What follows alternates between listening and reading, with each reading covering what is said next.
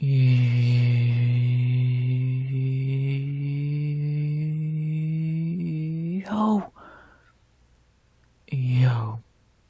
RX back with another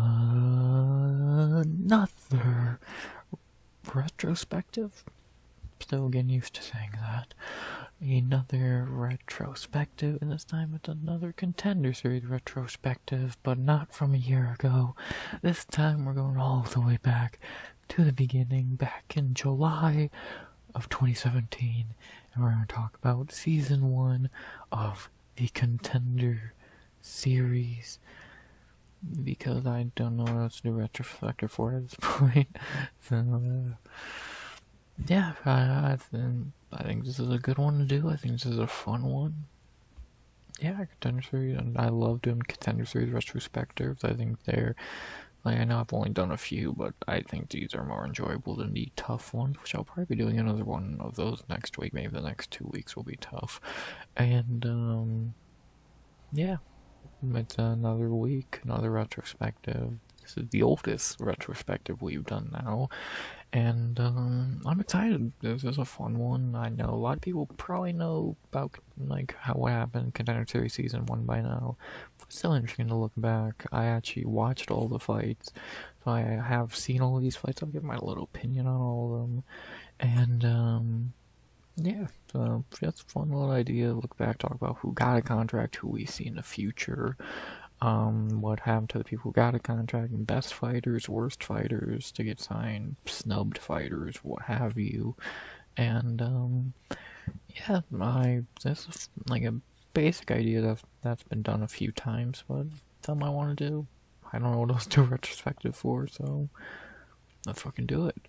I know, and I speak of that done before a video I want to shout out, because it's kind of doing, this is what I'm doing is a lot like it, but still a bit different, but it's a lot like it is, The Underground, a channel who I think does a lot of good content, if you've seen their UFC card in a nutshell, those are great. He did a video on week 1 of, or season 1 of Tough and Contender Series, both were great, so I'm going to link the Contender Series one in the top right now.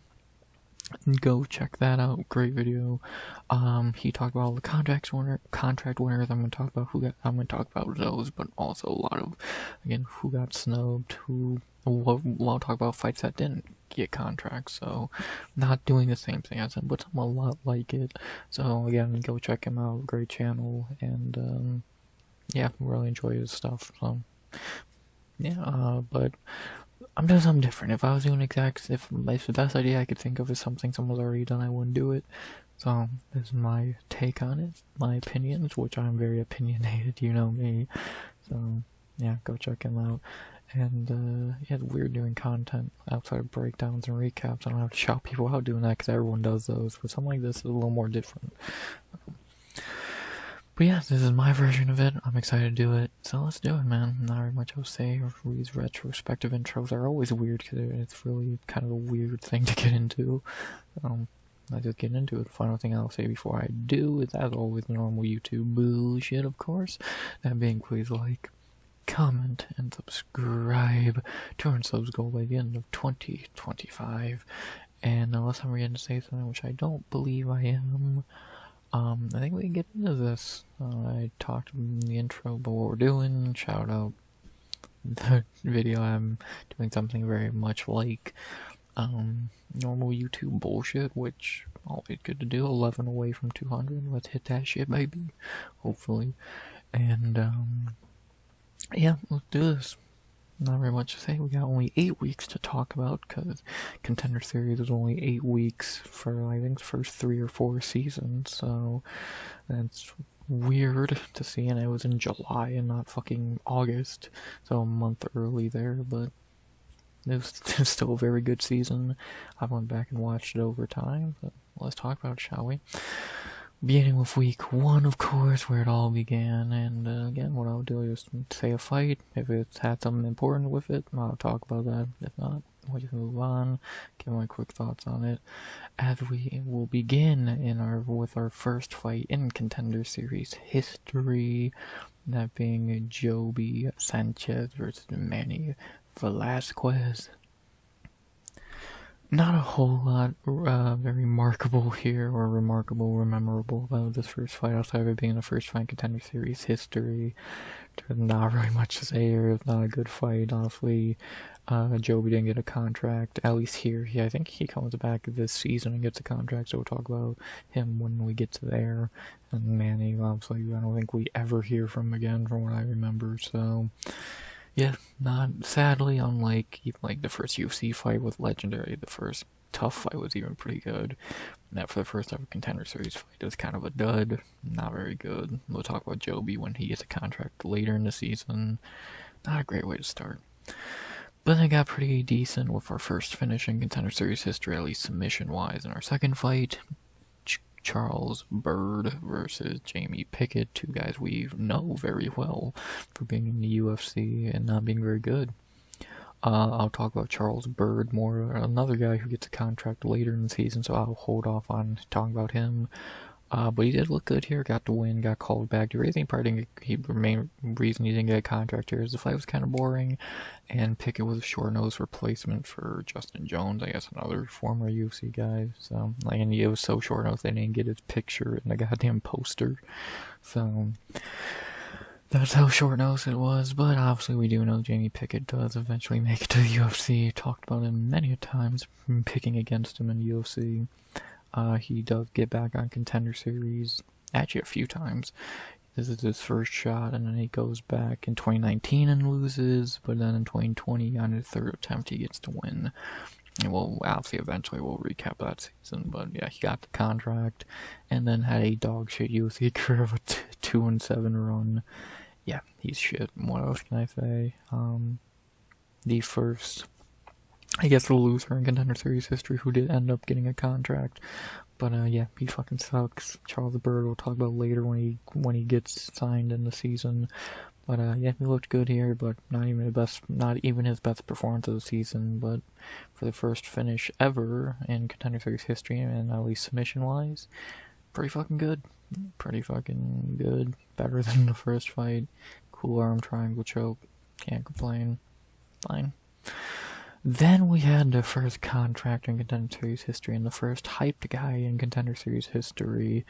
Oh, I think people have talked about this one to death many times.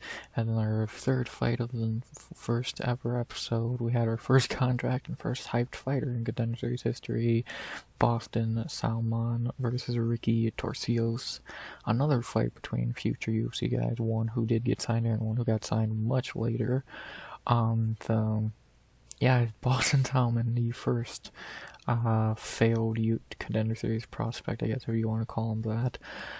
He looked very good here, had a nice 3-round domination of Torcios, and got signed. Had a lot of hype. But then he, I think, didn't fight for a while.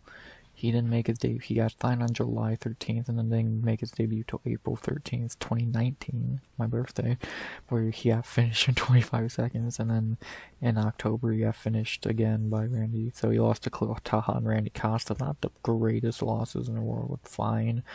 And he got cut, so yeah, not a great run for him, going 2-1 since now, and oh no, my bad, yeah, 2-1 now in PFL. Now we're in DBX. 2-2 overall in fighting. Yeah, he was the first failed prospect from Contender Series. He was a Max Holloway training partner. He was pretty young, I think, in this fight. He was only like 20 or some shit, because he's only 34 now. Yeah, he's 26. Yeah, he was not a good fighter. Kind of shows how good Ricky Torcios is.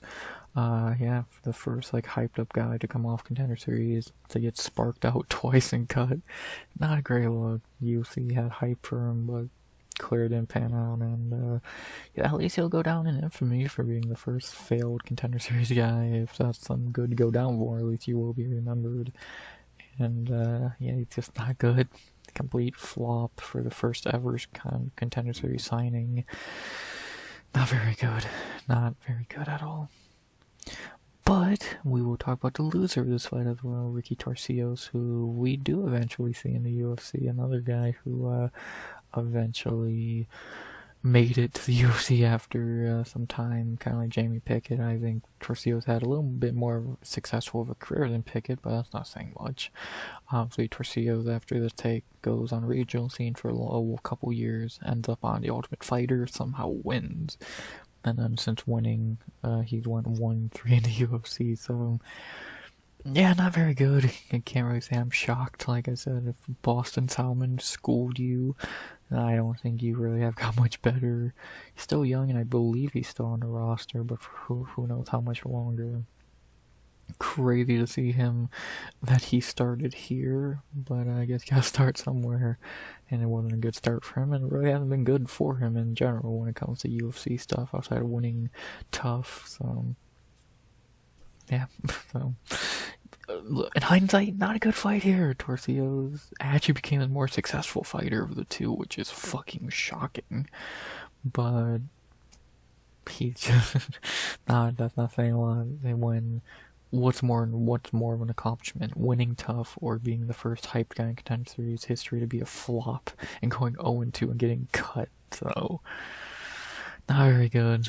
Failed prospect galore, and interesting to look back on the first ever like big signing or hyped up guy in Contender Series history.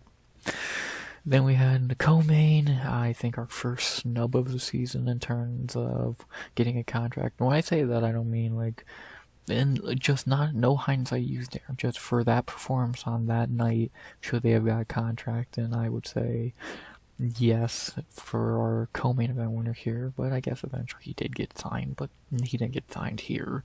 And then the co-main at heavyweight, we had Azuna Ayanu versus Greg Rebello. This was a fine fight, wasn't fantastic. Kind of forgettable until the knockout. I'm trying to remember if anything happened before the knockout in the middle of round 2. I can't really remember anything like that, so yeah, not really a whole lot to remember, but the knockout was good by Azuna. I think he should have got signed here. I think he kind of got snubbed a bit, but thankfully, he did get a shot in UFC and he lost. So let's see. Yeah, not long after, I guess he stepped in on short notice to fight Justin Ledet and got beat up. So could have done better. And so I guess in hindsight, was he really a snub? No, but he still should have got a contract on this night. But he didn't. And but he did get a shot and lost. So maybe not a snub. Good knockout, first ever knockout in Contender Series history. So that's definitely an accomplishment for him. And yeah, not much to say. Rebello was a former UFC guy who came to Contender Series when they did that back then. We'll get the main event we'll talk about in a second. So I don't really think that's a great thing. Like, yeah, you were in the UFC and you go on a Contender Series. It's like being in the UFC and then you ended up on Tough. It's like, that's not what you're there. That's for new guys, not old guys who we already know suck, but whatever. Fine co-main, first knockout in show's history. Cool. Then we had the main event, which was a battle of two guys who were in the UFC prior to this, got cut and then got another shot. As we had the first main event in Contender Series history, in the second signing, Kurt Halaba versus Matt Bassetti. I think I'm saying that wrong. This was a good fight. Obviously, you see it was overturned. That's because Kurt popped for something. Was it weed? Or the roids. I don't think it was roids. Popped for... Oh, he did an Islam. Oh, damn. He went full Islam and got that IV rehydration. Damn. I think that's not great, but he did get the win here in about 3 minutes. Very good fight. Very good knockout. Easily the best fight of the episode. Deserves a contract, even though in hindsight, probably not. And this was a good main event. Good first ever main event for the Contender Series. To look at what Kurt did after the fact, not a lot. Like, obviously this was after his first UFC stint, which was one fight where he lost. went on a regional scene for a while, came back, got a contract, then went 0-3, and then kind of like Torcios went on tough, won, and then won 1-3 since naturally he got cut earlier today or yesterday when this is dropping, so he's officially cut for the 3rd time, and he's ending with a 2-7 UFC record over many years. He's fucking terrible. What can I say about Kurt Holobaugh? He's garbage, and yeah, he got every chance in the book on tough contender series, short notice. He couldn't get more opportunities, and he's just not good. So, for first ever main event winner and second ever contract receiver in contender series history, not a very good one. Not a very good week of contracts for the first ever week. So. And obviously Bassetti was like Rebello, got cut, came back, got beat, never heard from him again. Cool. Yeah, that was week 1. Good main event to end it, even if in hindsight it really gave us nothing. And that's kind of the thing with it, the deal. This week 1 really just gave us a great show and really nothing great out of the fighters. To be honest, the most successful fighters from this episode have been Kurt and Ricky Torcios. Think about that, because if you think about everyone else on it, Salmon was a joke. Not like these two, Rebello and this guy, fucking were already in the UFC and sucked. Charles Bird was not good when he got signed in the future. Jamie Pickett was terrible. Joey Sanchez was terrible. So really all this episode gave us was 2 shit or Ultimate Fighter winners. So in terms of the show idea, phenomenal. In terms of the first episode, very terrible. The Holobaugh fight was fine. The Azuna knockout was cool. Salmon looked alright. But in hindsight, it's a terrible starting point. But it does get better from here, so. For week 1, it happened. Could have been better. But, yeah, not very good. Not very good at all. And, yeah. Again, thank God it gets better from here. Because, in terms of hindsight, not very good in the moment with that card. It was alright. But let's get to what let's start talking about the stars of the season. And let's start talking about good weeks of the season, beginning with week 2, a week later. And this is where we get our first star in Contender Series history. And our second champion in Contender Series history. The first good one, though. Let's move on from that bad week 1 and get to week 2, which gives us our first big name. So let's do it. Week 2 of Contender Series Season 1 began with someone who is not a star, but in a jail cell right now. And we began week 2 with Casey Kenny versus CJ Hamilton. Hamilton, I mean, not Hampton, dumb shit. Yeah, I'm not gonna waste a lot of time on Casey Kenny. Obviously, he was in the UFC eventually. Yeah, I think 2-3 days ago just got officially arrested for I think 6 months or some shit. Yeah, he's a piece of shit. He's been cut, and yeah, he can go fuck himself. His career highlight's gonna be a dumbass comment on a podcast and being arrested because he's a piece of shit. So I don't know what else to say. So yeah, fuck him. The first of a few piece of shits in Contender Series history. We talked about the guy who was on last season who got a contract. Casey Kenny can go join him in jail. Fuck him. And I don't think CJ ever did anything from what I remember, so not a good start. And it doesn't get better, and that fight was not even that good. It was alright, but not great. Then we get to our second fight, which is not much better. Another terrible fight. We get to good shit after this.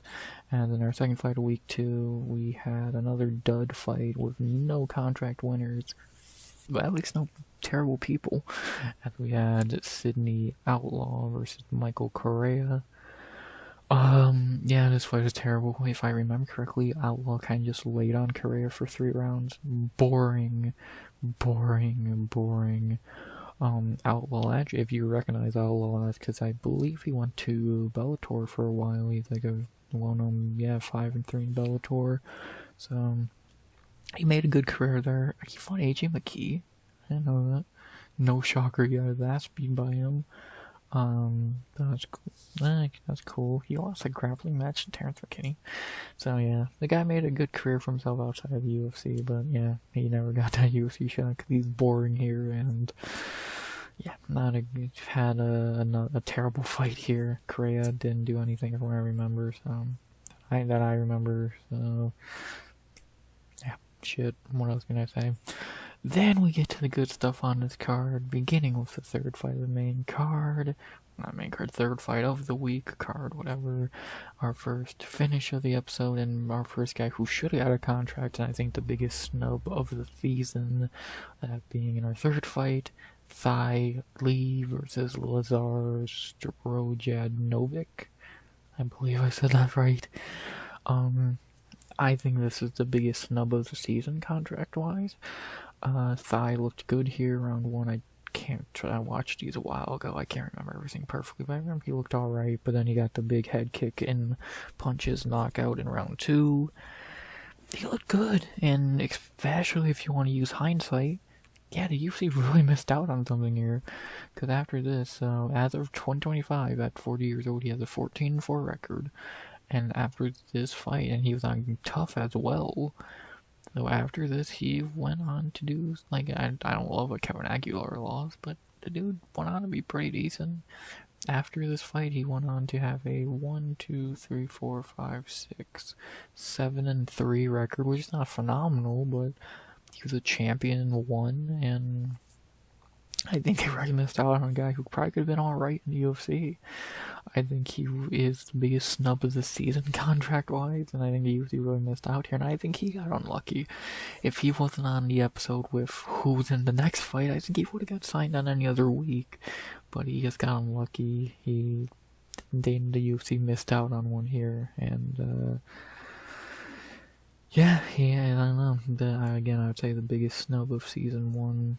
They missed out, and he got unlucky. He was on the same card as our next fighter, so I can't really say. Yeah, none of the losers on this episode really went on to do anything, so not much to say there. Good win for Thai. It sucks that he didn't get a chance in the UFC after a good performance like this. But he looked to have made a good career for himself and won, and yeah, what else can you say? Biggest snub of the season, in my opinion. It's what it is, I guess. It happens. He just got unlucky. He was on the same episode as our co-main event, because I don't think anyone would have got signed on this card, no matter who it was, if they were on the same card as this guy, because only one guy was getting signed this episode, and that was our co-main event winner in our most important, our biggest fight of the season, the most well-known fight of the season, is our co-main event of week 2. We had the fighter of the season, one of the greatest fighters in Contender Series history. We had Sean O'Malley versus Alfred Kaishakiyaya. I have no idea how to say that. So, I think we know this guy. Our first successful fighter of the season. I don't need to tell you about the fight. Do you remember the fight? O'Malley dominated, got a beautiful knockout, got signed. No one was getting signed on this episode outside of him. The fighter of the season, yeah, everything I said before. And then I really don't need to tell you about his UFC career too much. I think we know it pretty well by now. Yeah, he got signed, went on a really nice run for a while, stayed undefeated, had that no contest with Cheeto because it was an injury, doesn't count. Kept winning, beat Piotr, debated all you want, won the belt, but yeah, he's in a bad spot now, but he still did get the belt, the second ever Contender Series champion, and yeah, he hate him, love him or hate him, he was a success story of Contender Series. He was, if you want to go off popularity, he was the best thing to ever come out of Contender Series. I think he's a big reason Contender Series really started to get off the ground. And yeah, he became a star. He is a star, or was a star, was a champion. And what else can you say? So, fighter of the season, pretty explanatory there. When you think of Contender Series, you think of Sean O'Malley. And yeah, good. What else can I say? Simple. But that was not the main event, even though, God, it probably should have been, because the main event was another terrible fight on this card to end week 2 with another terrible fight. I told you it was really a 2-fight card because everything else around it sucked. As we ended in the great week 2 with a shit fight above O'Malley with Dan Spawn versus Angel Dianda. I feel like I remember this fight being stupid. I think Dianda was gonna win, but then he kneed Spawn while he was down or something, some dumb shit, and then Spawn was able to come back and win, or something along those lines. It was stupid. It was a shit fight. Both these guys are terrible. Did Spawn get a UFC shot after this? I feel like he did. Yeah, he did, and he got beat. Shocker. Eventually he did. Oh no, that was beforehand. Oh yeah, so yeah, after this he fell off the face of the earth, and no shocker, he's terrible. So, yeah, this fight sucks. Terrible way to end a great week 2, and I think it's better to just think O'Malley was the main event, because he might as well have fucking been, so. Yeah, there you go. Week 2, in terms of overall, not great. In terms of the one good thing to come out of one of the best things to come out of Season 1 Contender Series, very good. And I think Thai Lee is very good as well, so 3 shit fights, 2 pretty good ones. Better than week 1, but not great. It gave us the best fighter of the season, but still the rest of it around it gave us a piece of shit. That's it. The only other guy who was in the UFC from this card, so not very good. Better than week 1, but still a dud. Even though, again, it'll always be remembered fondly for giving us one of the greatest Contender Series fighters of all time. And, yeah, what else can you really say? Welcome to the Sugar Show, I guess is all you can say about week 2. Then we get to week 3. I'll be honest, Season 1 of Contender Series is kind of iffy. It's not very phenomenal. Some are good, some are bad. It definitely gets better with time. But let's see if week 3 gets better. And I think this might be one of the best weeks of the season. I don't remember. Or it was easily the best week up to this point. I don't remember the rest of the weeks perfectly. As we go from the most popular week to, well, how does week 3 follow up the O'Malley week? Let's take a look at week 3. After a great week 2, we began week 3 with another success story of Contender Series. I think he got signed right after this, so he kind of got signed, but obviously didn't get a contract here. That being, in our first fight of week 3, Dan Ige versus Luis Gomez. Did Ige get signed right after this, or did he? I think he might have had one more Contender Series fight. Unless I'm wrong. No, so he got signed not long after this, so of course I can't say he got signed here, but he pretty much did. Yeah, this fight gave us Dan Ige, which is a phenomenal, another one of the best fighters to come out of Contender Series. Looked not this. You can clearly tell this was not the best Dan Ige. He was more of a grappler than anything, and he ended up getting a submission, something I don't think he's ever done in the UFC. So that should say a lot. Got the win. Should he have got the contract? I think I would say yes, but I don't remember it perfectly. But again, he got signed right after anyway. So what can you do? This fight gave us Dan Ige. What can you say? That's awesome. And, hell yeah. Who doesn't love Dan Ige? Definitely got better from this fight. Again, watching this fight after watching Ige's career is really weird, because you see a guy who's definitely not where where we see him as now. But that just shows what Contender Series is for, guys, to get better and get to where they should be, and that's what Ige did. Good way. Starting off week 3 with Dan Ige. That's a pretty good start, and easily the best start of any week so far. Then we had our second fight of the night, and our first one to end by injury, which is kind of lame, which is weird that there was 2 injury wins on a 5-fight card, but yeah, it is what it is. And then our second fight of week 3, our first injury win of the episode, Alonzo Menafield versus Daniel Jolly. this is not where Alonzo Menifield gets signed. He gets signed, I think, does he come back this season or in season 2? I don't remember exactly. So, obviously, no real point talking about him, but we all know him. We all know Menifield very well, so when we get to that, I think it might be season 2, but it could be season 1. I don't remember. We'll see. Yeah, but he looked good here. He fucked up Jolly's eye and he won by Dr. Stoppage. Jolly was a guy who was in the UFC, but I think he only fought like once, and it was Khalil Roundtree killing him, so great. But, yeah, no, not much to say here. Obviously, Menifield gets signed later. It was a Dr. Stoppage, so could be better. Not phenomenal, but it was fine. Cool. Good win for Menifield. Yeah, not much to say there. Then we had the second best fighter this episode. I think Dan Ike's better. And then we had in our first contract of the episode, our third fight of the night at welterweight. Well, actually middleweight at this time. Weird to see this dude fighting at middleweight. We had Joff. It's Joff, not Jeff. Neal versus Chase Walden. Yeah, this is where we first see Jeff Neal. He looked good, got a big knockout here, got signed, doing what he all does, gets a big knockout.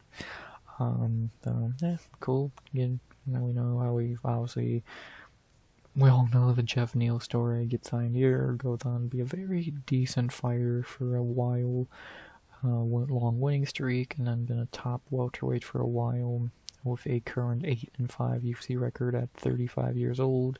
Kind of falling off now and kind of been exposed as just a guy who hits really hard. So, we'll see if he can bounce back after that Protez knockout. And, yeah, he's another pretty, not a complete success story, but he's been good at times. He had fun fights, and, yeah, what can you really say? And Jeff Neal, probably the second best fighter, the third best fighter we've talked about so far. Again, I still think Dan Ige is better. Yeah, man, can't complain about getting Jeff Neal. Cool, it looked good, deserved a contract, nice. Then we had our second injury win of the night in a fight that's really weird to look back on, really. And we had our co-main event, our second injury win of the night. At welterweight, Kyle Stewart versus Jason Jackson. Yes, the Bellator Jason Jackson. Yeah, this was a weird one. I remember Stewart did a 1-2 while Jackson was throwing a kick. It dropped Jackson. He broke his fucking ankle. And, yeah, obviously the fight was stopped there. Stewart did not get a contract here, but I know he did fight in the UFC eventually, I believe. Yeah, he had 2 fights, lost them both, and never got seen again. So, great. Great, and he looked fine. He actually looked like the better fighter here, which, when I was going into this fight, like, obviously he was the underdog and all that, but he actually was looking like the better fighter, maybe, and got to win, so, yeah. And obviously, Jason Jackson goes on to have the way better career than him. A 19-6 record, mainly in Bellator. So it's weird to see this Bellator guy who turned out to be decent on Contender Series losing. But, you know, that happens. Went on to have a really good career in Bellator. Benson Henderson, Neon Gracie, Douglas Lima beat that Ukrainian champion dude who has a big underdog. What happened to this guy? Has he ever go to the UFC? But then he's gotten older, started taking losses, lost to Sad Gene a couple months ago. He had a good career in Bellator, but maybe getting older, so it's so weird to see him start here. So crazy how shit turns out, but that's how it does, I guess. So there you go. The Stewart turned out to be really nothing and have 2 bad UFC fights. Jackson went on to have a really good Bellator career. How weird. And then the main event, another fight where the loser turned out to have a much better career, and we had the main event of week 3 of the Contender Series, Carl Robertson versus Ryan Spann, giving us our second contract of the night. And yeah, it was a weird one. I remember this being a really weird knockout. But a knockout's a knockout. It wasn't the worst stoppage I've seen, and Robertson got the contract. Again, definitely not the successful fighter of the two here that we know. Carl Robertson, after this, goes on to have a very shit UFC career, having a 4-6 UFC career. I don't know when he got 4 wins, to be honest. And then I believe he just fought in BKFC with a fucking ankle monitor on, so, you know, great. Yeah, this dude's terrible. I always thought he was terrible. His career highlight will be Khalil Roundtree kicking his fucking ribs in. So, yeah, he sucked. I don't know what to say. That's a crazy losing streak, though. Vittoria, Allen, Roundtree, and Vechaku. That guy got unlucky as fuck. So, yeah, he sucked. What else can I say? Looked good here. Turned out to be another flop. But then the opponent somehow turned out to have a pretty decent UFC career. He gets signed, I believe, in season 2, if I'm correct. Yes, obviously we won't say a lot now, but we all know Ryan Spann. And, yeah, he goes on to have a much better career than Carl Robertson. So, and there you go. Very interesting week 3. A lot of guys who are weird to look back on. Like Spann losing, Jason Jackson in general being here, Menafield and Ige young in their careers, getting wins. Jeff Neal, weird, very weird. Like, obviously the success stories of this episode are Dan Ige and Jeff Neal. Outside of that, obviously you have Menafield and Spann in the future, some very average fighters. So, then all fights were finishes, even if 2 of them were injury stoppages. So, not bad, not bad. Easily the best week so far, and yeah, gave us the most talent by a mile. Like, week 2 gave us 1 good fighter. It was the best fighter, but still, week 1 gave us nothing. Ricky Torcios and Kurt Hollabaugh. So, talent-wise, this was good, and again, all finishes, mainly good ones. Cool. Gave us Dan Ige and Jeff Neal. Fun week 3. Then we go to week 4, which, that an upgrade or downgrade from week 3? A little bit of a downgrade, but not completely. This was a decent episode from what I remember. Not as much like big names, but a few notable names if you have kept an eye on the UFC. And, yeah, this was an interesting week 4. So, let's get into it, and we get into this really weird week 4 with our, actually I think every fight all has a 4 UFC guy, so I guess you want to look at it that way. I guess it was a pretty successful week, or former UFC guy mainly, as we begin with the week 4, which again decent, but a little bit of a step down from week 3, with a decent fight. Actually, I don't remember this fight being decent, but an alright fight between John Castaneda versus Shaden Lealoa, I believe. Obviously, we all know John Castaneda does eventually get in the UFC and all that, but he did not get signed here. I think did he get signed immediately after, or did he actually go back on the regional scene after? He actually went on the regional scene after this, he eventually goes on to have a pretty good UFC career, 4-4. He's decent. I know that's not a great record, but he's pretty decent, and interesting to see him start here again. Wasn't the greatest performance in the world, did get to win, so better than nothing, but definitely could have looked better.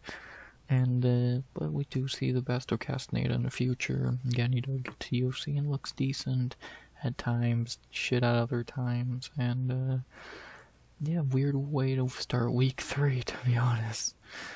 Then we go into a very good fight in our second fight, a fight It's so good. I believe it gave us our second decision contract winner of the season, and this fight was a lot better than the fucking Boston Salmon fight, as we had in our second fight of the night, and easily the best fight of the night overall. We had Brendan Davis versus Austin Arnett. This was a very good fight. That is why Davis got signed after it. Yeah, this was fun. This was a fun scrap. Both guys went to war. Some bloody fight, good fight, fun. What can I really say? Did either of these guys turn out to be anything? No. Davis in the UFC, another 2-7 fighter. His career highlights having as a beat fucking knee bar him on that crazy card. And that was his first UFC run. He got cut after, and then he came back during the pandemic to get beat up a few more times. Yeah, he was terrible. 2-7. Last time fought was in that Gamebred FC, which, can they bring that back? That's actually cool. So, yeah, not a very good fighter, but he was entertaining when he did fight, so, and that's why he got a contract. But yeah, the entertainment only gets you so far when you're fighting guys like Zabit and Giga who are gonna kick your fucking ass, and that's what happened. And I believe Austin Arnett was in the UFC, right? Yes, he did make it to the UFC eventually, a couple years after this fight. Or actually, immediately after this fight, he stepped on short notice to fight Corey Sandhagen. That went as good as you think it did. Hakeem Dawodu beat him, so yeah, who the fuck is Humberto Benene? Okay, cool. Yeah, so he's on a winning streak right now, good for him. But yeah, I think he's probably one of the mid-30s, 34 years old. I know he's a Michael Chiesa training partner. Yeah, not very great. Again, he got a UFC shot as well, but got his ass beat. And, yeah, just not really the most skilled fight in the world. It was fun, but, yeah, these guys really turned into anything outside of, just guys who what their combined UFC record was, 3-10, I believe. Great. So, yeah, just not very good. Fun fight in the moment, but in hindsight, nothing really came out of it. Then we had the third fight of the night with another guy who made it to the UFC eventually, but he did go through Contender Series again to do so. And we had our third fight, a fight that was not terrible from what I remember. I remember more about this fight than the Castaneda fight. I guess that shows how good that fight was. And we had in our third fight of week 4, my bad, Carlos Candelario versus Ronaldo Candido. This fight was alright, kind of was just Candido praying he can get to the ground and win. Candelario did not allow that, he beat him up and won. Yeah, not great, far from anything special. So we do know Candelario from getting signed many years later off the Contender Series. So, off a loss, no less, than it showed when he got beat up in the UFC even more, so we'll talk about him when we talk about the season down in the future, but yeah, he sucks. And actually Candido's an interesting one, because he was here because he was, I think, Jose Aldo's grappling coach or some shit. And it showed, because that's the only thing he knew how to do was grapple, and I believe he hasn't fought since, so yeah, Jose Aldo's grappling coach, not very good at fighting outside of grappling. So, yeah, not a great fight there, in the moment or in hindsight. Fight was alright, probably not the worst fight of the night, and fine. And then again, in hindsight, it gave us Carlos Candelario in the future, who's terrible, so sweet. Great. Fuck, I think Davis and Arnett are probably better than Candelario, to be honest. That should say a lot. Then we had in the co-main event of week 4, easily the best fighter of the episode in this one, who didn't get signed here, which is insane, but he did in the future. As we had in the co-main of week 4, the best fighter, another Maylab guy, Kyler Phillips versus James Gray. Yeah, Kyler ran through this guy pretty easily, beat him up. Boom, got a 46-second finish, I believe the quickest finish of the season, and obviously that was a record for a while, so cool. Obviously we know Kyler Phillips, because I believe he gets signed not too long after this. He gets signed to the Ultimate Fighter. I forgot. So he did get signed necessarily. I remember Dan saying, "Oh, well, we'll put you on the Ultimate Fighter." It's like, that's not what I wanted, but okay. I remember him even saying something like that. So yeah, he did go on tough, lost to Brad Katona, and lost to Victor Henry right after that. But then he just went on a really good streak, and obviously we know Kyler Phillips, a very good UFC fighter for a minute, 6-3 record at the moment. On a bad losing streak now, and starting to look like he's falling off a bit, but for a minute he was looking like a really good fighter in that division. And yeah, another MMA Lab guy. They know how to make bantamweights. He's good, easily the best fighter of this episode. You look good. I don't know what else to really say. He's very good. Simple. We know what he turned. He's still in the top 15 of bantamweight. He's something good. Jesus, I would say he's probably, as of the end of this 4th week, I'd probably say in hindsight he's the 3rd best fighter of the season, behind Ige and O'Malley. Yes, I think he's better than Jeff Neal. So cool. And then in the main event of week 4, we had probably the best knockout of the season up to this point, and maybe in general. I'll have to look through the rest. But then obviously another fight between 2 former UFC guys who were both complete flops. We had in the main event of week 4, probably the best knockout of the season, Julian Marquez versus Phil Hawes. This was a real interesting one, because Phil Hawes came in here as hyped as possible. And like every time Phil Hawes fought, he was super hyped just to lose. He goes in here, gets gassed out, and then Marquez beats up on him. He breaks the knockout. To describe what happened, Marquez had him on the cage, backed up. Hawes started to run away to his left, and Marquez threw a perfect head kick that knocked him out fucking cold. So beautiful knockout, easily the best one of the season up to this point, and maybe in general.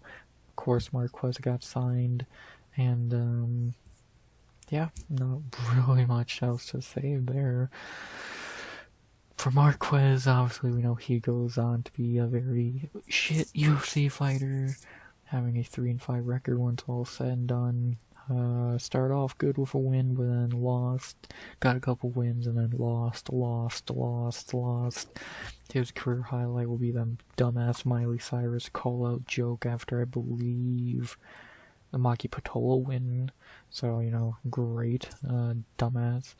Fucking fumbled that completely. And, yeah, 3-5. Cut from the UFC now. Went on to be pretty mid after a great Contender Series win. Yeah, not really anything shocking. I know it's something for a lot of guys so far this season. And then for Phil Hawes, I guess the more successful one of the two, but that's not saying a lot. Kind of, again, like the story of his whole career, he did eventually get to the UFC after going back on Contender Series and getting signed. And then he went on to be an up-and-down guy. When he did fight and look good, he got a lot of hype. Great debut against Malcolm, beat Nasruddin Imavov. He had a lot of hype, but every time he fought, it's the same issues. Is his chin gonna survive? Is he gonna fucking look good? The Darian Wynn fight, he looked phenomenal, but then you got the problem, he had no chin. Chris Curtis dropped him out. Delidze knocked him out. Ikram knocked him out. Pereira knocked him out. And the dude just had no fucking chin. And he was talented. He's a very talented fighter. Look at the Darian Wynn fight, how he pieced him apart like nothing.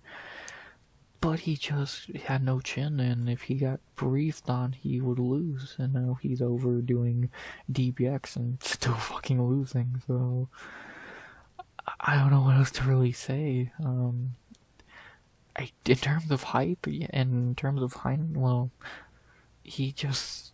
And the reason, I know he gets signed later down the line, but I think this fighting kind of just describes his whole career. He's, again, just a guy who always had a lot of hype. Going to this fight he did, but he just never could fucking capitalize on it, and that's why he's now cut. He's gonna go down as a guy who had a lot of hype, but just kept falling short, and what else can you really say? So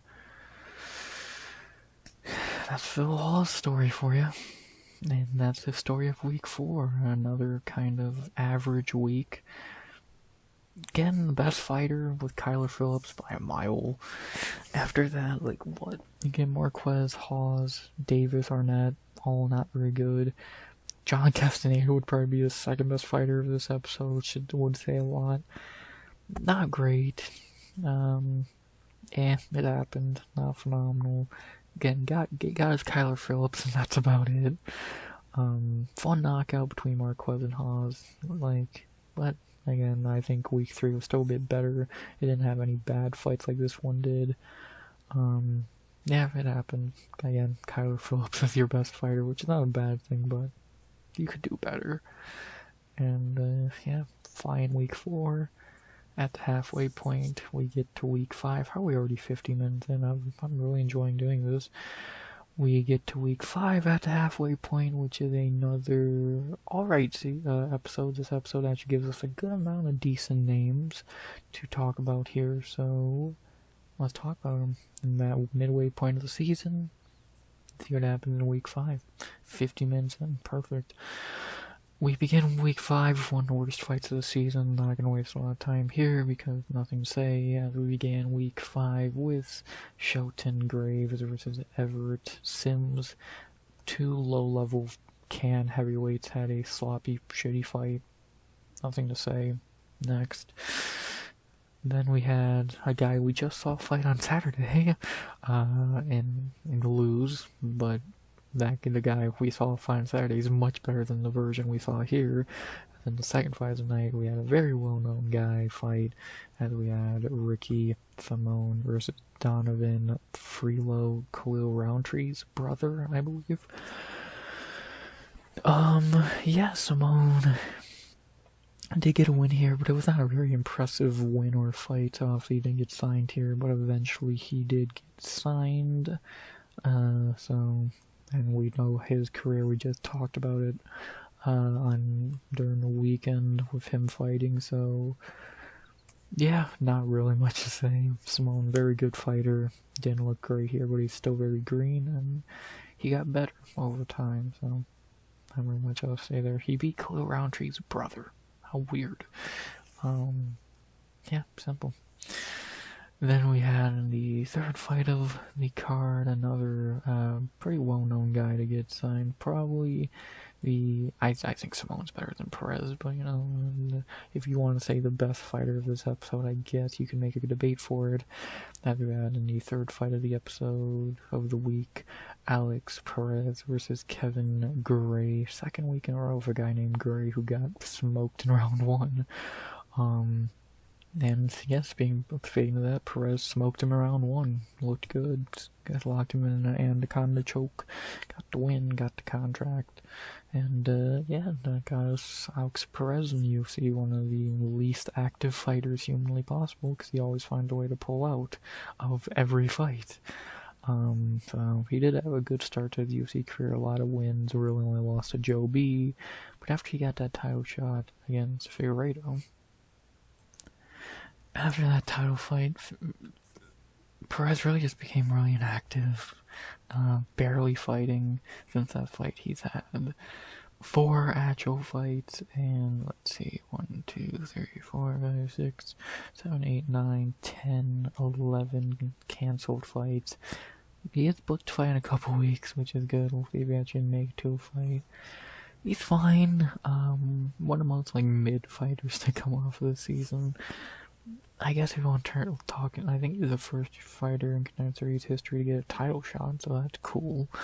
But yeah, I don't think he's any easily one of the weakest, not weakest, but compared to Kyler, Ige, O'Malley, and Neal, he's he's probably top 10 as of right now. But yeah, I think Simone's better. So yeah, Perez is on the lower half of the top 10 of best fighters of the season. He's not bad, but I think it's better. And yeah, he actually has to make 2 fights to ever climb up those rankings. Him and Manel Kape fighting to see who's the least active fighter on the roster. And yeah, he is completely fine. Looked good here under contract. Could be better though. And then in the co-main, we had another guy who got signed in the future, probably the least, well-known of them, I would imagine. A guy who most people probably don't remember too well, but he was alright when he was in the UFC. In the co-main, we had Julio Arce versus Peter Pettis. Pettis? I don't fucking know. Yeah, this was an alright fight. Arce did get the finish here and the win. Didn't get signed though. I don't remember this fight being phenomenal, but it was still a finish at least. Yeah, Arce looked fine. Eventually he did get to the UFC a couple years, well actually not even years later, about by fucking 2018 he was signed, and then went on to have a fine career, 6-4 in the UFC, beat Danny Gay in his debut, which is crazy, but he has been cut since, but he's on a 2-fight winning streak, so we'll see. 36 years old, good for him. He was fine. Again, he's a guy who was never terrible, but was never phenomenal. Best win would probably be Julian Rosa, Daniel Santos. He lost to guys like Montel, Song Yadong, Hakeem Dawodu. So, he's fine, nothing special. Yeah. Happened. He's out of the 4 guys signed here. 4 guys who were in the UFC from this episode. He's probably the most forgettable somehow. So take that as you will. And then we had in the main event easily the best finish of the night and probably the best fight of this episode, even though he was probably the worst fighter of the 4 who did get signed or were in the UFC from this episode or week. And we have the main event week 5, Mike Rodriguez versus Jamel Jones.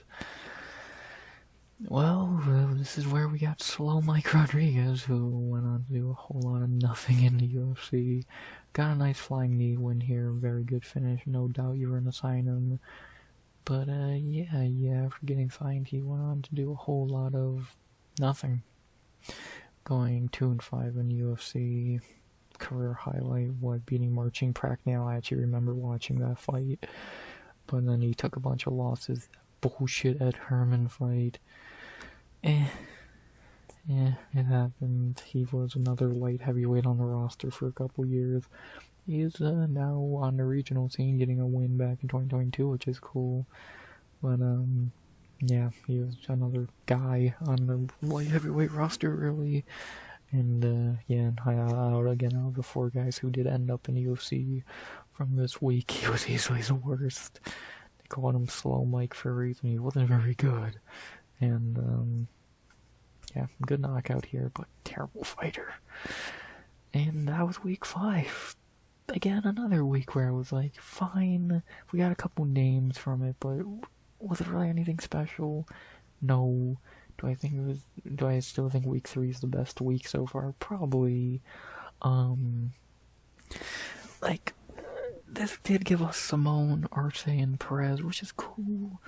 And I guess Mike Rodriguez here won't say that, but he was terrible, so really, Arce, Perez, and Simone, which is fine, but that's not strong. Again, I think what's Neil and fucking Danny Gay is way better than those 3, so getting Rick Simone and Alex Perez are cool, but there's not a whole much else to it. Finishes were nice, fights were alright, fine week 5, not gonna be a legendary one by any means. Again, outside of Perez being the first contender to guy to ever get a title shot, not a whole lot to this. It was fine, good start to the second half of the season. Then we had week 6, the first of the first returning guy we had, and the first female fight. So very interesting week 6 here. But also a lot of it was not. God, in the middle of this fucking card was terrible, as we had in week 6. Yeah, probably the weakest one. This is probably the weakest week in a while. So let's see how long it takes to talk through this one. As we had to begin it, the first female fight in Contender Series history to begin week 6. Wasn't a great one, but history nonetheless. Still, probably as many female fights as they did this season. We had to begin week 6 with the first female fight in Contender Series history. Jamie Collin Miller versus Tiffany Masters. That's a great name. This was the first Contender Series fight in Contender Series history, the first female Contender Series fight ever. Do I have anything nicer to say outside of that? No. This is fine. Not a great fight. Colleen did get to finish late in the fight, which is cool. Gave her a contract for that, but they didn't. I don't blame them. She didn't look that great. She does come back in season 2, so yeah, great. We'll talk about that when we do a season 2 retrospective in the future. But yeah, she got to win here, was the better fighter than Masters, but overall, yeah, not the most high level of fights, especially for strawweight is rare, and I'm happy Colleen does get a second chance too. That goes terribly, and we'll talk about that when we get to that, so great. Somehow we had 2 Jamies on this card, I don't fucking know how, and I think the female one was much better, as we had the second fight of the week 6, and this is the start of the pretty shit portion of the card, because the middle 3 here are terrible. We had Jamie Alvarez versus Martin Day. I'm not gonna lie to you, I don't remember this fight. I watched it. I don't fucking remember it at all. It was fucking... Yeah, this was clearly not anything good. Did Alvarez ever end up in the UFC? I don't think so, no. So, he never did anything productive after this. Martin Day does somehow end up in the UFC after this, and we see him get his ass beat 4 times and then get cut, so... Great, and what a... And lost Roman Tavares even worse, so... Phenomenal, good job, buddy. I remember him getting knocked out by David Grant. Yeah, Martin Day was pretty terrible, and so was this fight, cause I don't even fucking remember it. I watched it. If I watch it again, I probably won't remember it after a couple days, so... Yeah, great. Not much else to say. Then we had the third fight of the card, another terrible one, where I remember very little from it, because it was terrible. And we had in the third fight of week 6, another terrible fight. Cameron Wilson versus Carl Reed. I remember so little about this fight. I think there was some grappling and some shitty striking. About it. Neither guy went on to do anything. Neither guy ever touched a UFC again. Yeah, they suck. What else is there to say? Then we had the co-main, which gave us probably the biggest name, and I guess you want to say best fighter from this episode, but I think this guy's garbage. As we had in the co-main of week 6, and again, some of the most successful fighter of the week, which should say a lot. Grant Dawson versus Adrian Diaz. Yeah, sadly, this is where we got Grant Dawson for worse. For worse or worse. I think Grant Dawson's fucking terrible. So what do you think Grant Dawson did in this fight? What he always does, which is to take you down and cuddle you to death? You would be right. Yeah, normal Grant Dawson fight, boring, and he got signed. And in the UFC, he's 11-1-1 at the moment. A lot of wins. Got fraud checked by Bobby Green, fighting Manuel Torres in December. Hopefully he gets his head knocked off. He's not improved at all from the Contender Series. He's still the same wrestler he always was. Yeah, he's shit. I don't know what else to say. He's just a wrestler. Can he strike? No. Does he have power? No. Does he have a chin? No. Is he good? No. He's boring. He's a boring, shitty wrestler. About it. Yeah, I'm not a Grand Dawson fan. I think he's fucking terrible. So, there you go. But again, somehow he was the best fighter of this episode, because then we get to the main event, which may be the devil, the guy we talked about earlier in week 1. he comes back for week 6. He finally gets his contract win here. And then the main event of week 6, our first returning fighter in Contender Series history. We had Charles Bird versus Buddy Wallace. Buddy Wallace, that's a hell of a name. Yeah, Bird was a guy who actually had a lot of hype and then came back, looked good again, got the contract here. Let me rephrase that. He did not look phenomenal here, but did get to win. So they were like, fine, we'll give you a shot. And shocker, a guy who didn't look phenomenal in this fight turned out to be shit. Shocker.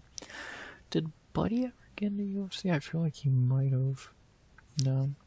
Okay, I'll take my L there. So Bird did come back and get a win, and then in the UFC he went 1-3 and was a complete joke.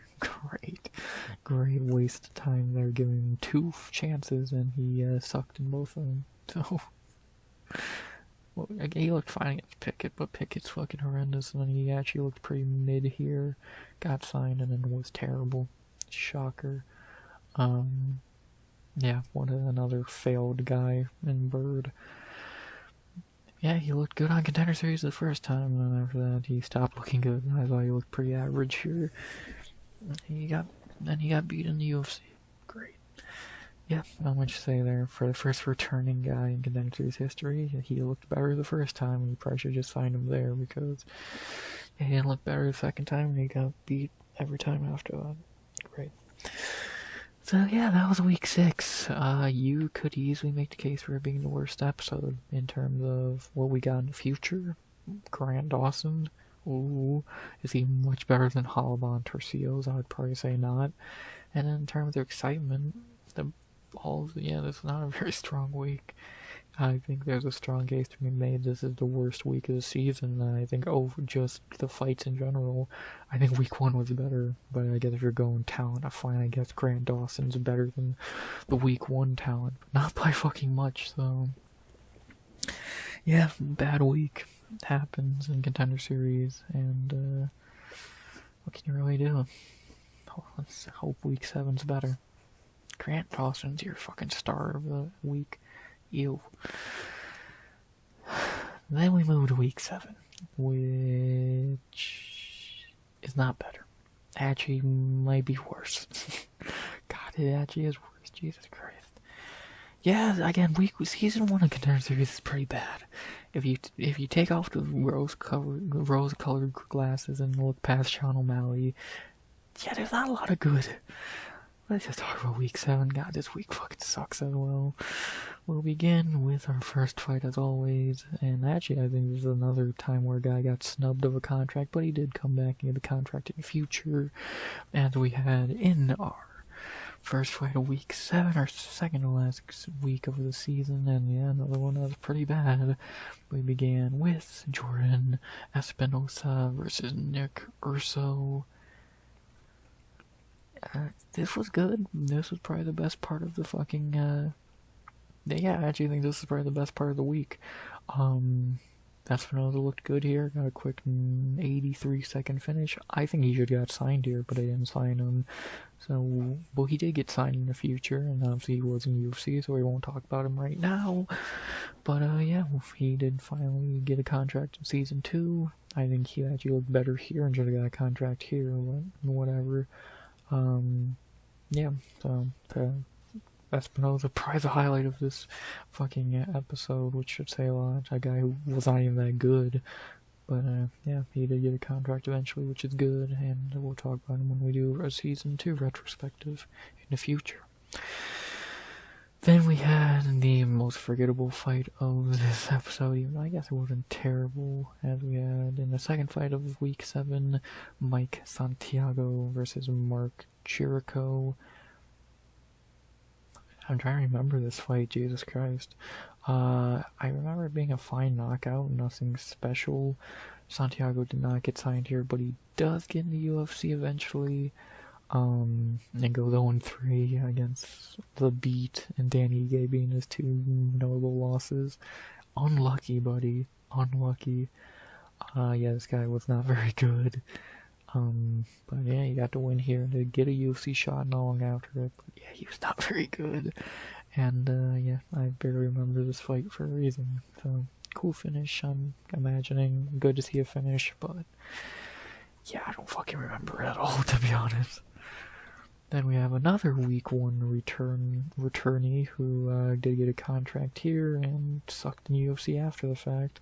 And we had the guy who won the first fight of the season and then came back for his second attempt, Joby Sanchez versus UFC legend JP Buys.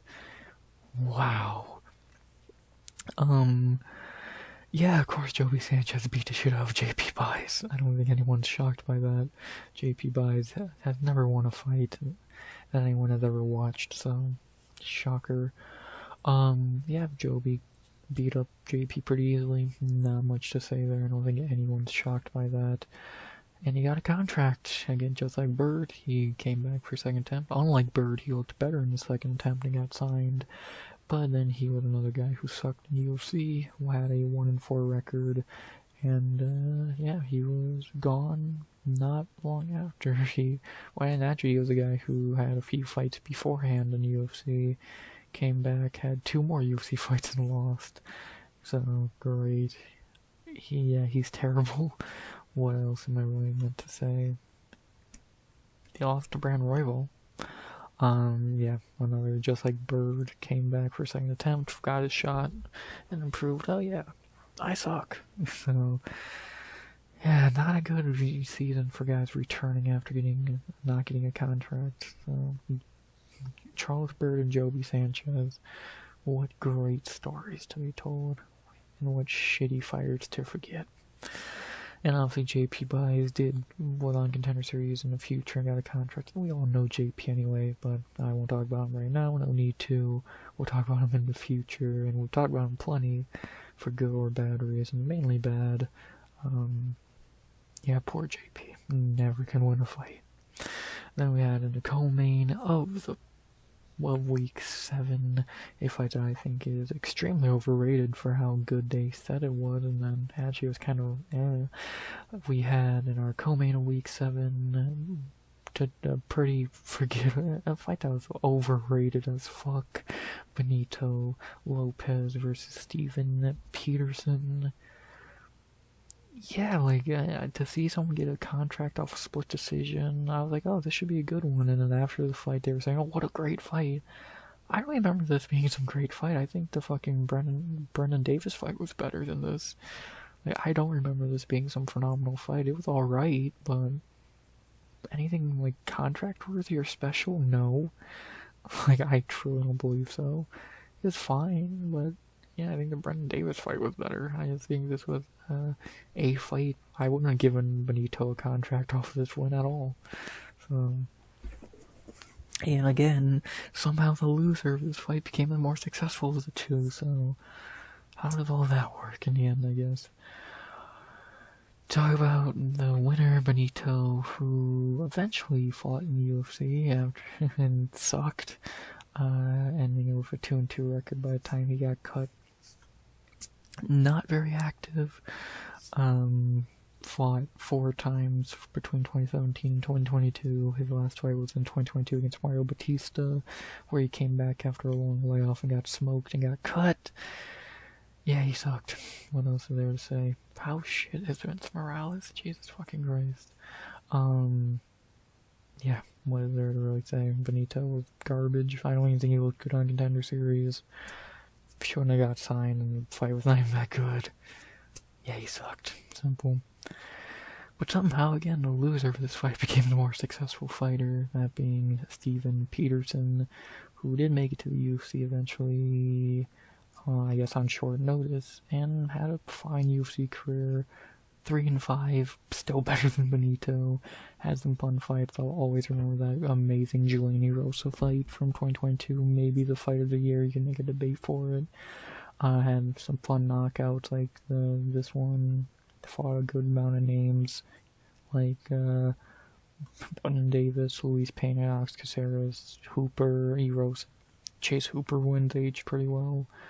So yeah, he's done pretty well for himself, all things considered, and he somehow became the more successful guy out of these two, so got two bonuses, or actually three bonuses over his UFC career. Good shit. Pretty simple. He somehow became more successful in this fight than the guy who beat him. Never gonna complain about that. And then in the main event of week 7, we had another guy who is not really time to talk about him because he didn't get signed here, but obviously we know him pretty well.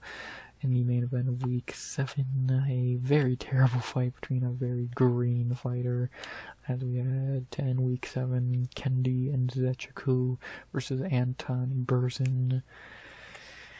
Yeah, this was an extremely green Kendi and Zechiku. He looked really bad, and obviously did not get signed here. He does get signed, I believe, in Season 2, so obviously we'll wait to talk about him fully. But we know Kennedy very well, a very annoying fighter. And, yeah, you can tell somehow he has not great as he is in 2025. In 2017, he was very bad and green. And got a very shitty win here then, week 7. Yeah, this was a bad week. Started off pretty good, got shittier with every fight. And yeah, not a great week. Probably better than week 6 still, but not by much. What am I meant to say? The most successful fighter from this episode was Zechiku, who didn't even get signed here. The rest, like Peterson, Lopez, Santiago, Espinosa, Sanchez, more shit. And yeah, like the next, so what, the most successful fighters of this episode were Zechiku, Peterson, Espinosa, garbage fighters. Then a very underwhelming Kendi and Zechiku. Great. Yeah, not a great week, and the fights were not even that great. This was the highlight. Not a great week 7. Can we end on a high? Let's see. As we head into the last week, there were only 8 weeks for the first few seasons. Week 8 of the Contender Series, the final week. Does it get better after a few dud weeks? No. To be honest, no. So, let's talk about it. Week 8, final week. Can we please ever end on anything good? I wish. Let's talk about it. As we began with a heavyweight shit fest that was terrible, as we had to begin the final week of the season at heavyweight, week 8 opening fight, Alan Crowder versus Dontel Mays. Oh god, this fight was terrible from what I remember. Yeah, well, I know you're shocked. 2 terrible fighters had a terrible fight. Who would have fucking thunk it? Yeah, this was a sloppy heavyweight fight. Crowder got to finish really late in the fight, and, yeah, it was bad. It was, really bad. Somehow Crowder did get signed here, and, obviously went on to have a terrible UFC career, going 1-2. Career highlight is that fucking DQ win over Greg Hardy, and then getting beat by a power jab to Jairzinho Rosenstrike in 9 seconds. This guy was a fucking joke, and he looked shit on Contender Series, and I'm so shocked he was shit in the UFC. Shocker, Dana. I know you need heavyweights, but Jesus Christ. You fought Curtis Blades? Yeah, pathetic. A fucking pathetic excuse for a fucking signing. And then Dontel Mays, I won't talk about him now, because we get to see him on Contender Series 2 more times. He's on Contender Series 3 times. 3 fucking times. So we're not going to talk about him right now, because we get to talk about him in season, let me take a look. In season, let's see, in season 2 and 3. So let's wait to talk about him. Why not? We get plenty of chances. What a fucking joke. Shit fight to open the card. Let's move on to the second fight of the night, and our second female fight, and the last female fight of the season. It's good that some things never changed. The first season in Contender Series had 2 female fights, and the last the most recent one. This year's only had 2 as well. Ain't that great? As we had in our second fight of the night, our second female fight of the season, our last one, and yeah, probably the much better one of the two. We had Lauren Mueller versus Kelly McGill-Velasco. Well, compared to the Colleen fight, this looked like Joanna and Whaley. Yeah, this was fine. Mueller looked fine and got a contract. I don't remember really disagreeing with that. I'm sure, why not? It was fine. Probably out of the first 3 fights of this card, the best one. She looked much better than fucking Chase Sherman, that's for sure. And, yeah, sure, we needed a woman's bantamweight. She looked decent. Sure, fine with it. Too bad in UFC she was terrible. Why does she look like Lauren Murphy? Like, maybe it's just me, she looks like a less bullfrog Lauren Murphy. But she did not have as good of a career as Lauren Murphy, which is crazy to say. Going 1-3 in the UFC, winning against Shannon Dobson, but then losing it every time after the fact. Yeah, she was terrible. And, she was cut as quick as she got signed. Good job. Within, 2.5, 3 years, she was already cut. Great. Yeah, I think she's on OnlyFans now or some shit. And she's only 33 years old, which is crazy that she's not, like, in PFL or some shit, but whatever. The first female ever signed in Contender Series history was a shit one. Great. Then we move up to the third fight of the card, and one I don't remember too fondly, or care to remember, to be honest, as we had the third fight of week 8, a maybe debatable decision, probably the most debatable decision of the season from what I remember. Adam Antolin versus our favorite asshole, Casey Kenny. Yeah, I'm not gonna waste a lot of time here. Good to see Casey Kenny lose, even if he did get robbed. He fucking deserved it. And, yeah, fuck him. I don't think Adam ever got to the UFC, though. No, this is the only time we ever saw him. So, yeah, he was not good. But neither was Kenny, and again, if it was a robbery, good. Fuck him. Casey Kenny deserved it. Piece of shit. Rot in jail, bitch. Next.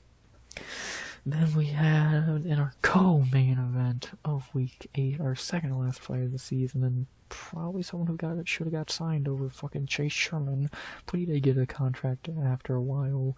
As we had our co-main of week 8, our second to last fight of the season, Bevon Lewis versus Elias Urbina.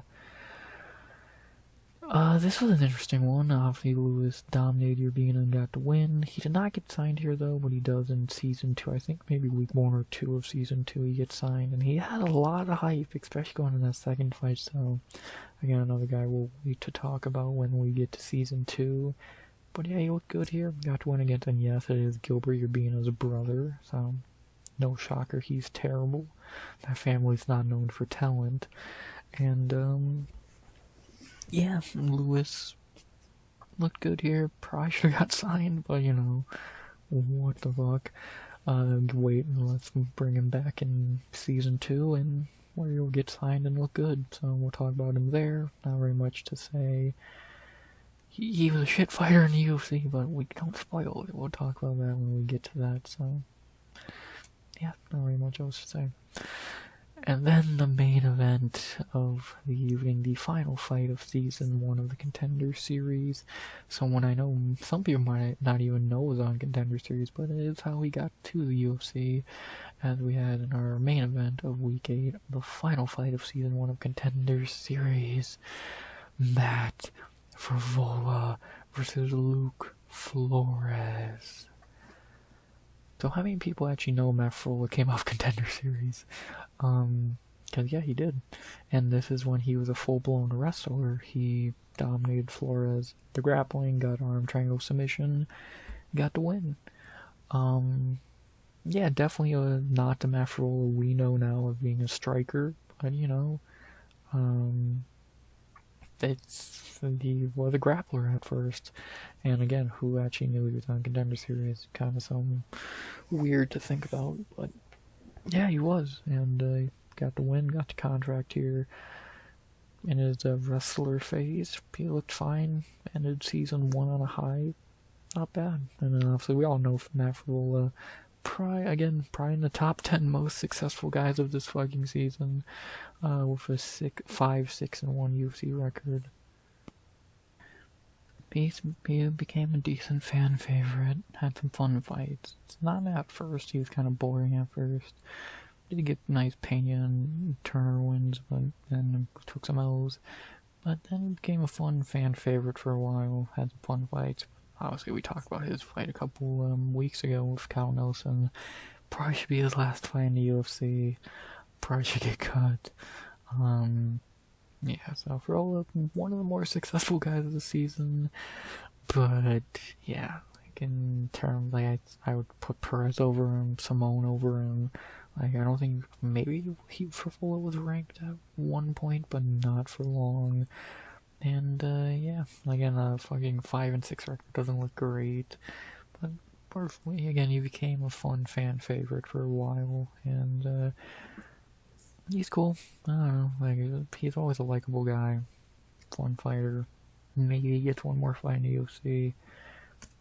I guess compared to some other guys we've talked about tonight, probably a more successful guy than a lot of the others. So there you go. Our last contract of the season was a good one, and that was a good way to end week 8 and the season in general. How was week 8? Not good. Outside of Matt Frivola, nothing good came out of it. Lewis, we talked about in season 2, he was not good. Mays and Crowder suck. Moeller and Kenny were terrible. Yeah, it was pretty much just Matt Frivola, and that's it. The fights were not phenomenal here either. The Lewis fight was the best one, and the Moeller fight was alright from what I remember. Everything else was kind of weak, and yeah, not great. Just really not that great. Not really sure what else to say there. The last couple weeks of the season were pretty bad, and week 8 was not much better. And Frola was good, but the rest was pretty bad, and not the greatest way to end season 1 of DWCS. So there you go, that was the Raw recap. Now I guess to go over some obvious things. There was only, I believe, let's see how many fighters were signed this season. Topology running slow as shit. 2, 3, I believe, how many were week 3? 4, 5, or like we're not counting guys who were signed right after, so 5, 6, 7, I think it's only like 20 guys. 7, 8, 9, 10, 11, so at 11, 12, 13, and then 14, so 16, I believe. Yeah, not a lot of great in that 16. Like, if I had to say the 5 best fighters easily, or contracts, I would say Sean O'Malley 1, of course. Number 2, probably Dan Ige. Well, actually, he didn't get signed, so just going off who got signed. Jesus. Shit. I don't even know. Because after O'Malley, like, who really was good who got signed? Because, like, again, Simone, Ige, like, I don't know. Like, who would be the second best fighter? Matt Frivola? Truly? Oh, Jeff Neal? Yeah, probably Jeff Neal. Because I'm trying to think, like, who else really was there who was good who got signed? In hindsight, of course. Perez? I guess that would be 4, and what, Grant Dawson, who I think's terrible, but Jesus, compared to everyone else. Yeah, that'd probably be the top 5. Fucking O'Malley, Frivola, well, not in order, O'Malley, Perez, Frivola, O'Malley, Perez, fucking Neil, Dawson, Frivola. That was your best 5. Ugh. The worst contract given out. Like, we'll go first in general, looking back. Oh god, this is a tough one because you could say a good amount of names for this. I'd probably say...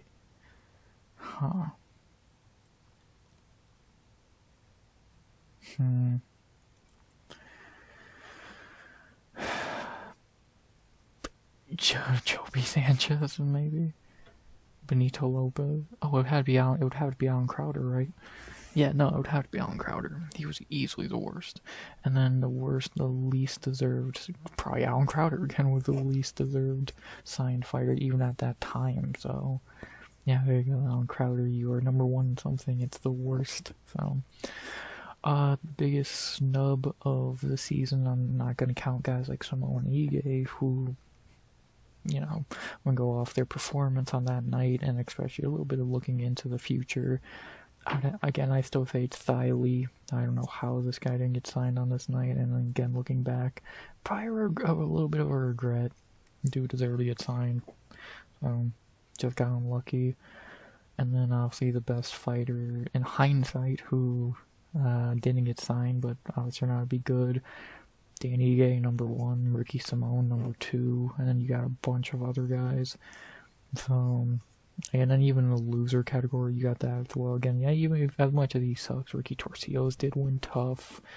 Who else do you got? You got fucking Menafield, is still ranked at this moment. Ryan Spann, Jason Jackson for Bellator. Kyler Phillips would have to be on that list. John Castaneda. Obviously, again, Ricky Simone, Julio Arce. Fucking... no one there, that's for sure. Jordan, and Sechiku became pretty decent. So, and then...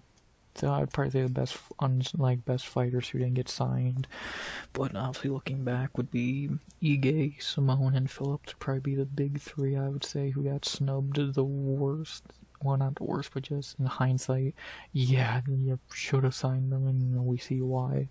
So I guess the best fighters in hindsight who didn't get signed, there you go. Simone, Ige, and Phillips, and whatever order you want to put them, all bantamweights or 1 featherweight.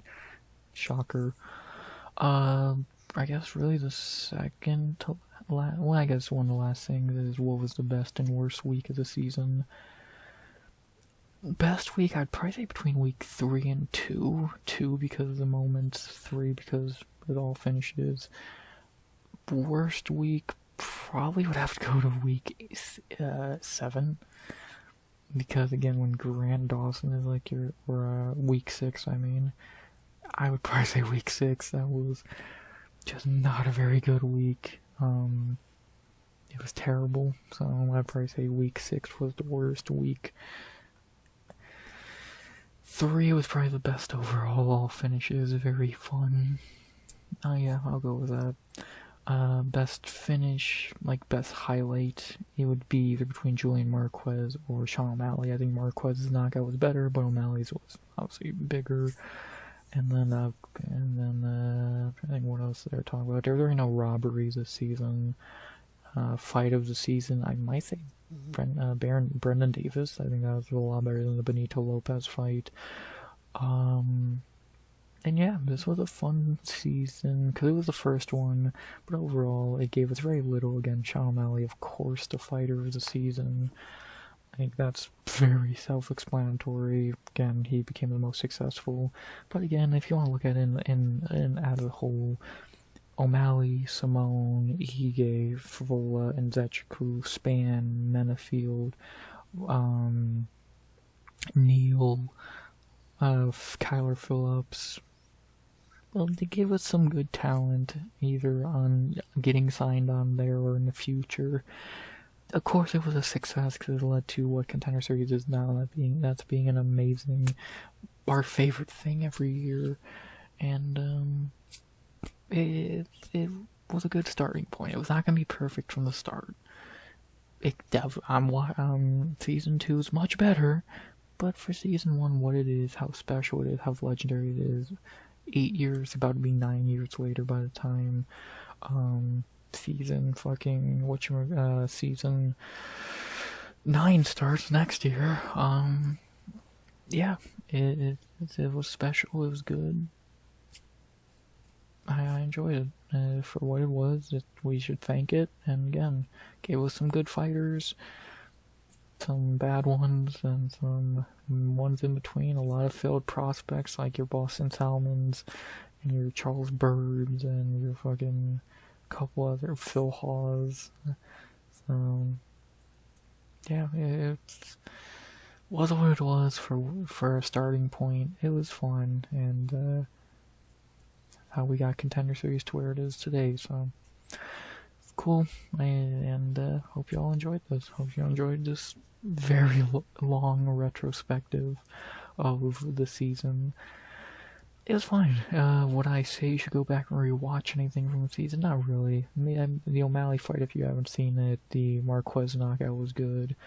Outside of that, you could go without really seeing any of this shit, because again, I don't need to see it.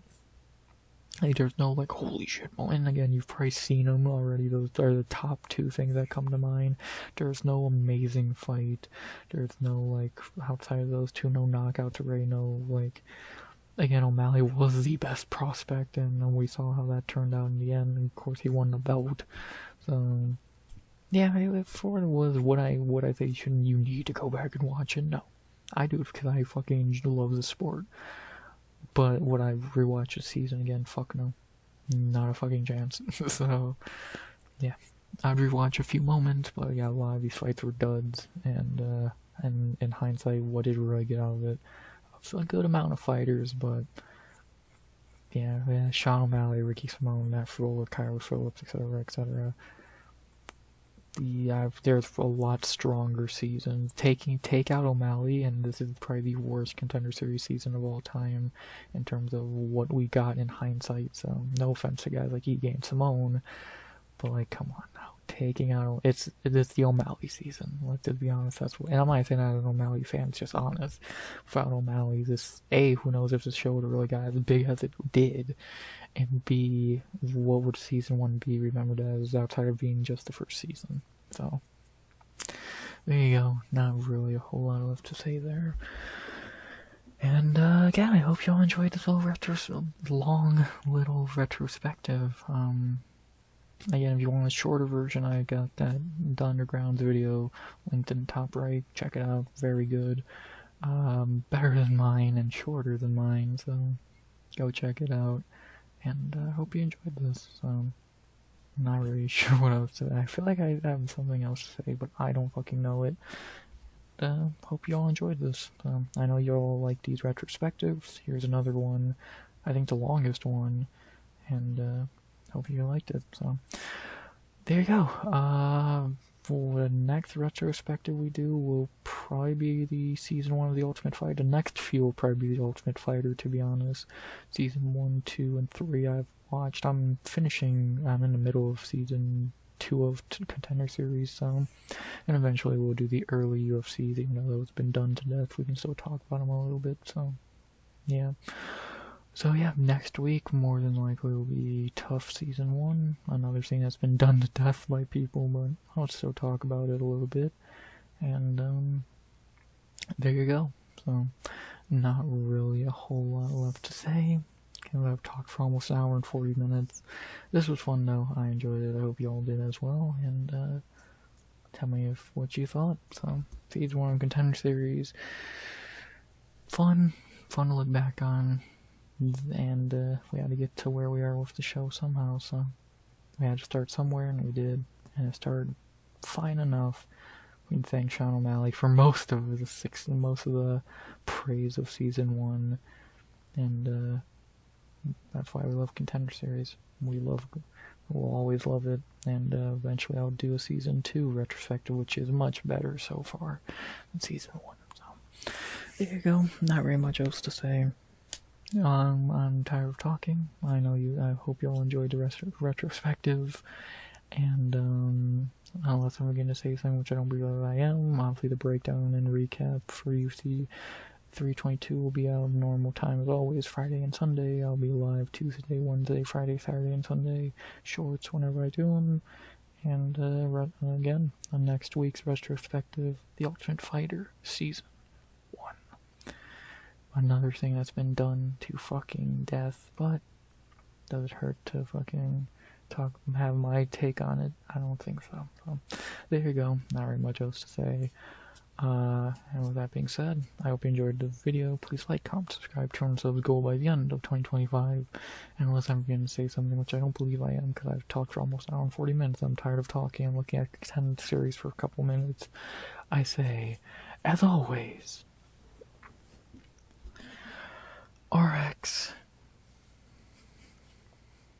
out. Good vibes. Only. And always.